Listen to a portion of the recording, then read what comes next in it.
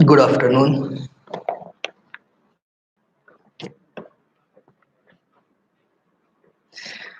ठीक है, question number 10 पे हम लोग आते हैं।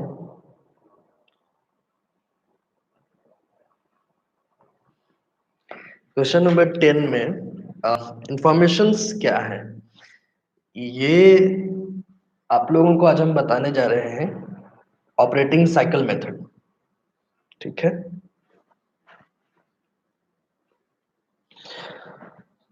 तो ऑपरेटिंग साइकिल मेथड में ये देखना होता है कि आपका जो क्रेडिटर्स हैं, डेटर्स हैं, वो कितने डेज में रिकवर होंगे या कितने डेज के लिए उनसे उधारी लिया जा सकता है या उनको डेटर्स से पैसा वसूल किया जा सकता है। इस चीज को देखना है हम लोगों को। क्वेश्चन नंबर 10 में इंफॉर्मेशन ये है, Amit limited has obtain the following data concerning the average working capital cycle for other companies in the same industry। यानी अमित लिमिटेड ने उसी उद्योग की अन्य कंपनियों की कार्यशील पूंजी के संबंध में निम्न आंकड़े एकत्रित किए हैं। रॉ मटेरियल है, ये दूसरे कंपनी के बारे में बात हो रहा। रॉ मटेरियल है 20 डेज, क्रेडिट रिसिप्ट 40 डेज। ये माइनस में वहां पे इसलिए दिया हुआ है क्योंकि ये क्रेडिटर है। Work in progress turn over 40 days, debtors finished goods stock turn over 40 days और डेटर्स कलेक्शन पीरियड है 60 days. Using the following data calculate the current working capital cycle myth limited and briefly comment on it. तो comment आप लोग अपने language में कर दीजिएगा, हम कैलकुलेशन करने के लिए सिखाते हैं। कार्यशील पूंजी के चक्र की गणना, तो इसमें इंफॉर्मेशन था विक्रय, जो कि 3000 और 3 जीरो ऊपर में है, इट मीन्स कि और 3 जीरो जोड़ेंगे तो ये 30 लाख हो जाएगा। Cost of production 21 lakh, purchase 6 lakh, average raw material stock 80, average work in progress 85, average finished goods stock 80, average creditors 90 और एवरेज डेटर 350। अब इस पे हम लोगों को एवरेज रॉ मटेरियल स्टॉक से लेकर के एवरेज डेटर और क्रेडिटर्स तक को फाइंड करना होगा, तब हम लोगों को पता चलेगा ऑपरेटिंग साइकिल क्या है। सबसे पहले ऊपर में लिख दीजिएगा operating cycle of Amit LTD, ठीक है। क्लियर नहीं दिख रहा है? अब भी क्लियर नहीं दिख रहा? Operating cycle of Amit LTD,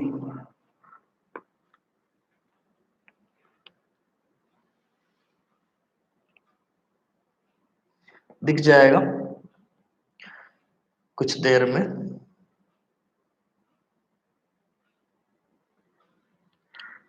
picture clear नहीं आ रही है, साउंड आ रहा है क्लियर?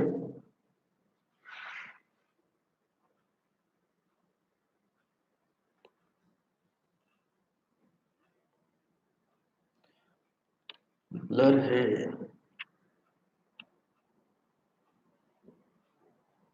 ओके, कुछ दूर चलते हैं फिर दिखेगा।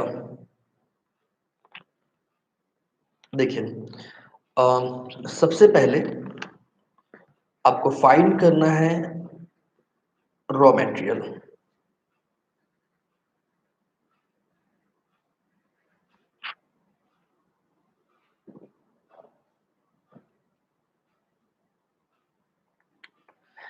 तो जिस तरह से अभी हम लोग फोरकास्टिंग मेथड में सबसे पहले रॉ मटेरियल, फिर work in progress, finished goods, debtor, उसके बाद क्रेडिटर्स को लेस करते थे, ठीक उसी तरह से हम लोग सबसे पहले रॉ मटेरियल को कैलकुलेट करेंगे। देखिए, रॉ मटेरियल को जब कैलकुलेट करेंगे तो इसका फॉर्मूला रॉ मटेरियल आपके पास कब आएगा? जब आप परचेज कीजिएगा तभी रॉ मटेरियल आपके पास आएगा। तो इसका फॉर्मूला होता है average raw material divided by total raw material. Total raw material और परचेज इनटू 365।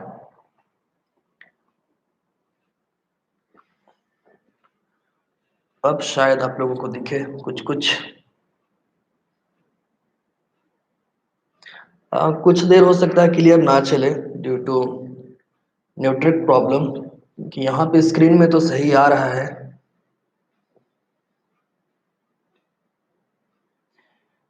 तो इस पे ध्यान दीजिए, हम क्या किए, रॉ मटेरियल का जो हम लोग को ऑपरेटिंग साइकिल फाइंड करना है, ऑपरेटिंग साइकिल हम लोग फाइंड कर रहे हैं रॉ मटेरियल का। इसका फॉर्मूला है average raw material divided by total raw material और परचेज।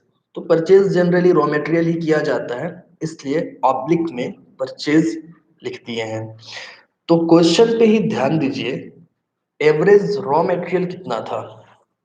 एवरेज रॉ मटेरियल है 80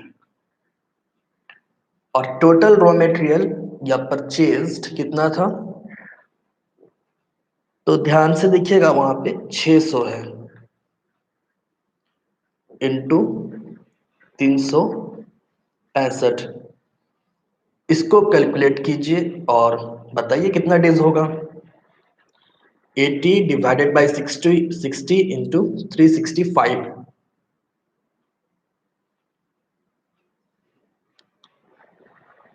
8 365 कितना आया? ये 48.66। ठीक है, तो अप्रॉक्स में इसको 49 डेज लिखिए। 48.66 मीन्स 49 डेज। ये रॉ मटेरियल का ऑपरेटिंग साइकिल हम लोगों को पता चल गया, 49 डेज है। इसी तरह सेकंड हम लोगों का है work in progress. Work in progress में डेटा हम लोगों को अवेलेबल है average work in progress divided by cost of production into 365। यही है वर्क इन प्रोग्रेस का फॉर्मूला। जब ऑपरेटिंग साइकिल फाइंड कीजिएगा तो एवरेज वर्क इन प्रोग्रेस ये डेटा अवेलेबल रहता है। देखिए, इसमें फॉर्मूला याद करने का जरूरत नहीं है, आपको बस ये याद रखना है कि किस चीज का कैलकुलेशन किसके साथ होता है। रॉ मटेरियल का परचेज के साथ होता है, ये जानते हैं। वर्क इन प्रोग्रेस का कॉस्ट ऑफ प्रोडक्शन के साथ होता है। रॉ मटेरियल, ओवरहेड और डायरेक्ट लेबर ये कॉस्ट ऑफ प्रोडक्शन का एलिमेंट्स हैं। तो कॉस्ट ऑफ प्रोडक्शन के साथ एवरेज WIP क्वेश्चन में ही अवेलेबल है 85 है, और कॉस्ट ऑफ प्रोडक्शन अब देखिएगा सेल्स के नीचे में है 2100 इंटू 365। ये कितना डेज होगा? 85 डिवाइडेड बाई 2100 इंटू 365।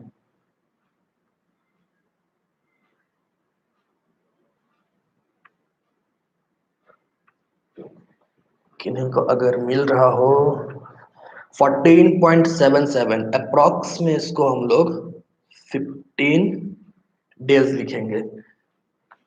इसके बाद थर्ड वर्क इन प्रोग्रेस के बाद बारी आता है फिनिश्ड गुड्स का। फिनिश्ड गुड्स के लिए भी हम लोग कॉस्ट ऑफ प्रोडक्शन को बेस लेते हैं, इसलिए इंफॉर्मेशन यहाँ पे अवेलेबल है एवरेज स्टॉक। क्योंकि जो स्टॉक होगा वही तो गोदाम में रहेगा ना, तैयार माल। Average stock divided by cost of production into 365। Average stock question पे दिया हुआ था average finished goods stock it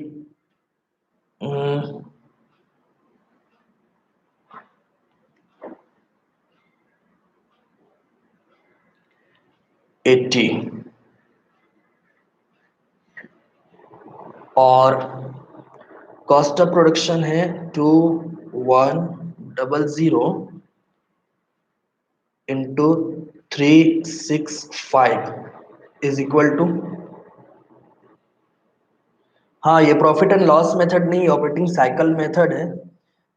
कल हम आप लोगों को बोले थे कि प्रॉफिट एंड लॉस मेथड पढ़ाएंगे, बट ऑपरेटिंग साइकिल मेथड बताना ज़्यादा जरूरी लगा, क्योंकि इसका क्वेश्चन हो सकता है आ जाए, क्योंकि ये आसान है और यूनिवर्सिटी जो क्वेश्चन डालेगा वो आसान ही डालने वाला है इस बार। तो ये कितना आ रहा है 13.9, 13.9। अच्छा, अप्रॉक्स में हम लोग ले सकते हैं,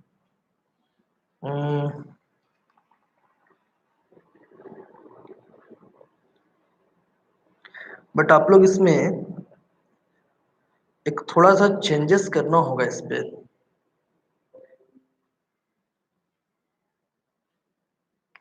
चेंजेस ये करना होगा, मेरे पास जो एडिशन है वो ठीक है,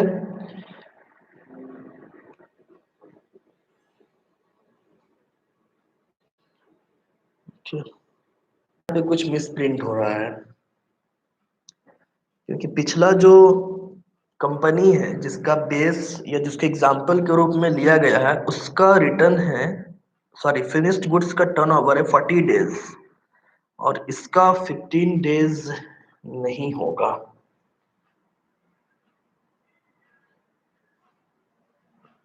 थर्टी वन कितना आ रहा, 31 डेज किनका आया, वो बुक में 31 है। इसको ऐसा करें, बुक क्वेश्चन को सेट कर लीजिए, 180 कीजिए, ये सही होगा, 180 होगा। अब कैलकुलेट कीजिए, 180 डिवाइडेड बाई 2100 इंटू 365, ये होना चाहिए। मिस प्रिंट है क्वेश्चन में, उस 80 को 180 कर लीजिए।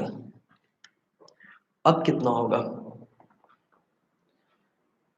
अब बुक वाला आंसर 31 डेज होगा, ठीक है। फिर हम लोग फोर्थ में कैलकुलेट करते हैं। 180 क्यों करेंगे, 180 एक्चुअल में हम ये बताएं कि क्वेश्चन में वो मिस प्रिंट है, जो 80 देख रहे हैं उसको 180 खींचिए, इंग्लिश में सही होगा, हाँ जो इंग्लिश बुक है उसमें सही होगा, हिंदी में हो सकता है कंफ्यूजन हो जाता है, इंग्लिश बुक में ये सही है 180। 180 क्यों लिए हैं, अगर ऐसे भी देखा जाए तो आप जिस कंपनी को बेस मानकर बना रहे हैं उसका finished goods stock turn over है 40 डेज, और इसका 14 डेज तो नहीं ही आएगा, इसलिए 180 कर लीजिए, बुक में मिस प्रिंट है।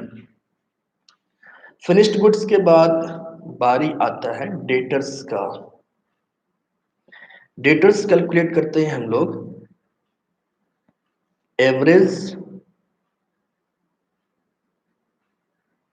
डेटर्स डिवाइडेड बाय डेटर्स, किसके बेस्ड में होता है, जब उधारी सेल करेंगे तब ना डेटर्स बनता है, टोटल क्रेडिट सेल्स इंटू 365, ठीक है। जब क्रेडिट सेल करते हैं तभी तो हम लोगों का डेटर्स बनता है।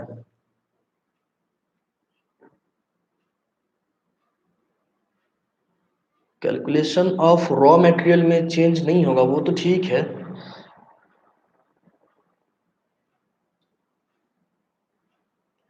क्या कैलकुलेशन यहाँ पे जो बता रहे हैं 80/600 रॉ मटेरियल में भी चेंज होगा, सही है। इसको थोड़ा फिर से कैलकुलेट कीजिए। ये क्या 80/600 इंटू 365 करने पे कितना आता है? रॉ मटेरियल भी चेंज होना चाहिए, सही कह रहे हैं।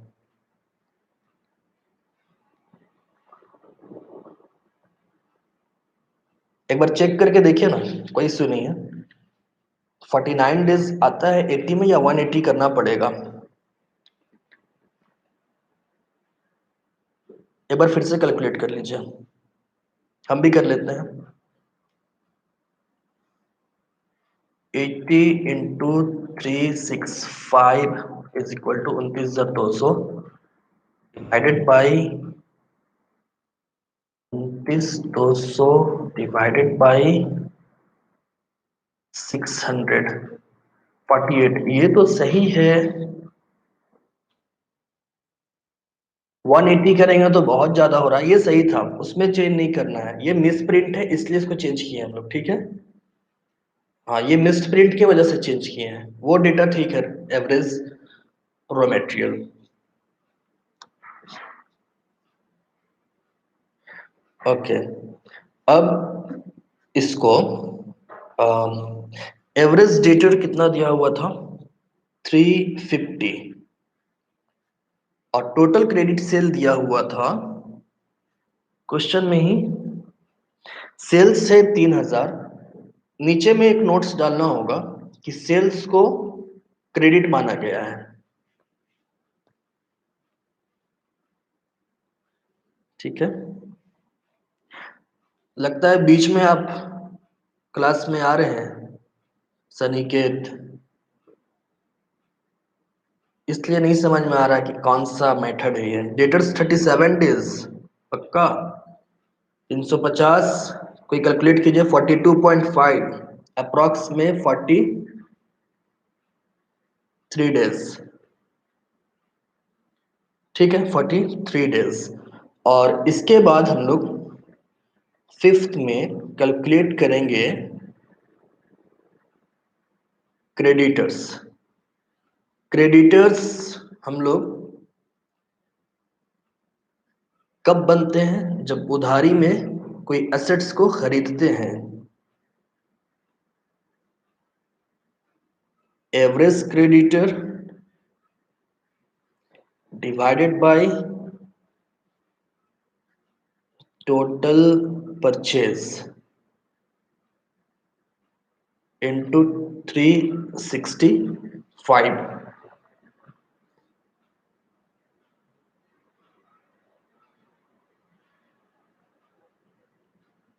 80 डेज वाला कहाँ पे? रॉ मटेरियल वाला आप पूछ रहे हैं क्या? एवरेज क्रेडिटर्स के लिए इंफॉर्मेशन था 90, टोटल परचेज थे 600, और ये 365 is equal to 55 days. Okay, 55 days. अब हम लोगों को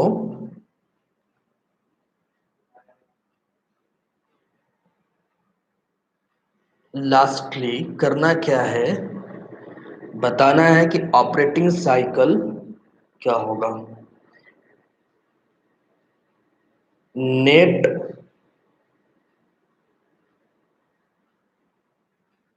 operating cycle is equal to, net operating cycle में क्या करेंगे, स्टार्टिंग से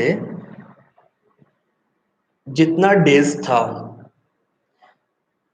ठीक है, जितना डेज है वो देखिए, कॉपी को जब ऊपर नीचे कर रहे होते हैं तो ऑटोमेटिकली ब्लर हो जाता है, तो कुछ देर एडजस्ट करने से सेट हो जाएगा, बड़ा इशू नहीं है। रॉ मटेरियल का 49 डेज, WIP का 15 डेज, फिनिश्ड गुड्स का 31 डेज, डेटर्स का 43 डेज, और क्रेडिटर्स का 55 डेज है। तो इस पे करना क्या है, जो डेज थे एसेट्स का उसको एक साथ लिखिए। 49 plus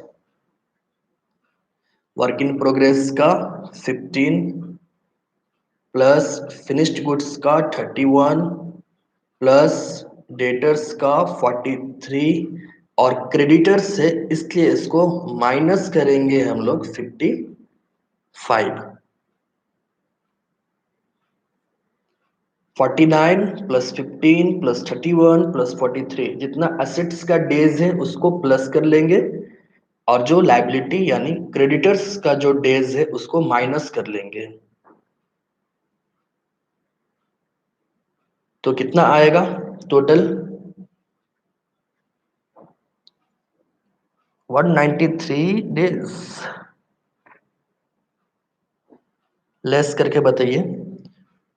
49 plus 15 64 plus 31 95 plus 43 148 minus 55 83 days. 83 days, यही है operating cycle method.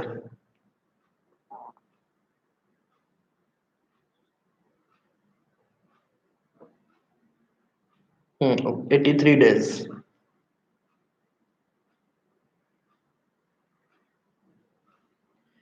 Operating cycle method समझ में आ गया? ऐसे ही बनेगा question number 7, sorry question number 11।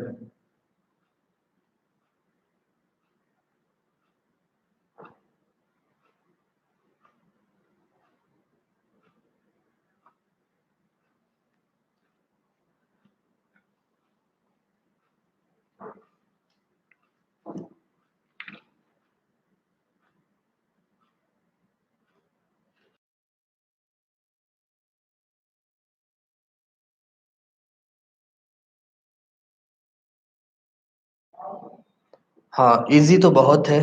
तो उम्मीद करते हैं आप लोग क्वेश्चन नंबर 11 खुद से बना लीजिएगा।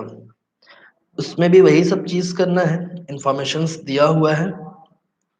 इसी तरह से आप हिंट्स लेकर के इस क्वेश्चन का उसको बना सकते हैं। हम्म, और क्वेश्चन नंबर 14 जो बताए थे आप लोगों को कि आज इसको देखना है, क्वेश्चन नंबर 14 था प्रोजेक्टेड बैलेंस शीट मेथड है वो। Projected balance sheet method.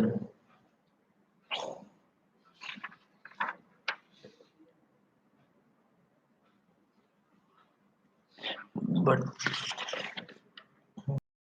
होगा क्लास 12th में, जब फॉर्मूला को आप लोग पढ़ा करते थे। एनओसी का फुल फॉर्म है operating cycle, net operating cycle NOC का फुल फॉर्म है। तो क्वेश्चन नंबर 14 जो है वो है थोड़ा लंबा ही, क्योंकि उस पे वो फॉर्मूला पे डिपेंडेंट है। तो थोड़ा सा उसमें कंसंट्रेशन रखना होगा, या फिर उसको हम लोग फिर नेक्स्ट क्लास के लिए रख सकते हैं उस क्वेश्चन को, क्योंकि है लंबा, उसमें तकरीबन हाफ एन आवर तो लग ही जाना है।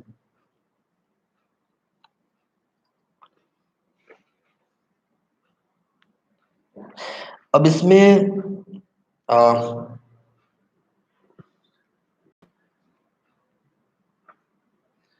मैनेजमेंट ऑफ वर्किंग कैपिटल में जो इम्पोर्टेंट फॉर्मूला है वो आप लोग सीख चुके हैं, एक फोरकास्टिंग और दूसरा ऑपरेटिंग साइकिल मेथड। इससे हटके जो भी है मेथड्स वो बड़ा मेथड्स है।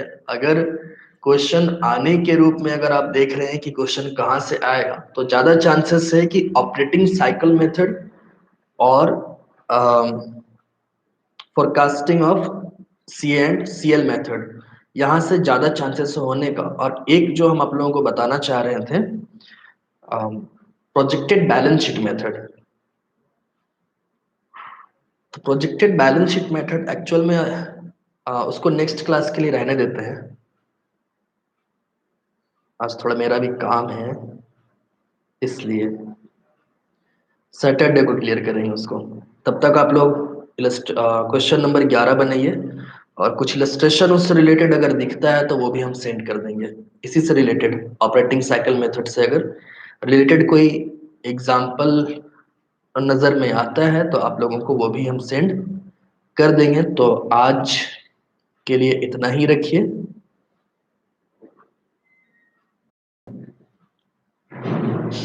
फिर हम लोग नेक्स्ट क्लास में मिलते हैं, ठीक है।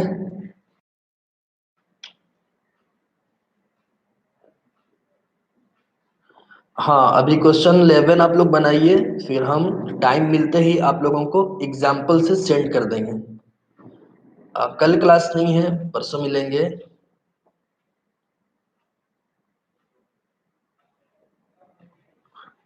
क्रेडिटर्स का फिर से समझा देते हैं, आपका फोन ऑफ हो गया था तो देखिए। क्रेडिटर्स के लिए हम लोगों को average creditors divided by total purchase use करना है, क्योंकि जब आप सामान खरीदिएगा उधारी में तभी तो आप सामने वाला पार्टी क्रेडिटर बनेगा, इसलिए। ठीक है, यही है टोटल परचेज। ऑपरेटिंग और फोरकास्टिंग से, फोरकास्टिंग तो आप लोग सीख चुके हैं, पीएचडी कर लिए ना फोरकास्टिंग में, उतना उतना क्वेश्चन है। अब तो आप लोगों को उसमें डॉक्टरेट का उपाधि मिल जाएगा। ऑपरेटिंग का बनाइए अब। फोरकास्टिंग में तो पीएचडी कर चुके हैं आप लोग। मिलते हैं हम लोग नेक्स्ट क्लास में। 180 वाला समझ में नहीं आया दानिश, वो मिस प्रिंट था बुक में, इंग्लिश वाला में सही है, उसको सेट कर लीजिएगा।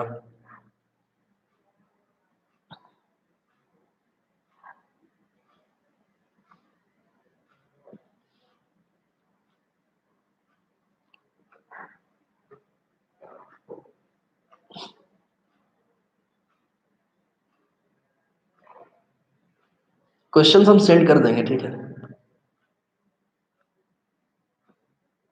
ठीक है।